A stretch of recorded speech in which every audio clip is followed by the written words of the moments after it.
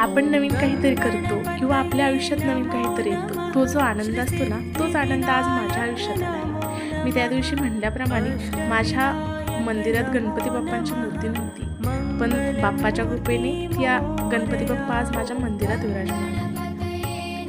मला एक छोटंसं माझ्या मम्मीने सांगितलेलं गणपती बाप्पांबद्दल कविता गाणं म्हणा ते आठवते, ते मी तुम्हाला सांगते.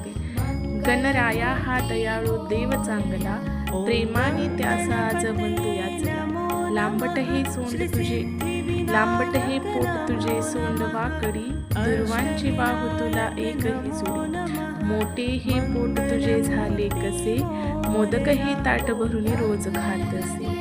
शोभे ही जवळ तुला देवी शारदा, बाळांना बुद्धी देई चांगली सदा. गणराया हा दयाळू देव चांगला, प्रेमाने त्याचा आज बंधू याचला.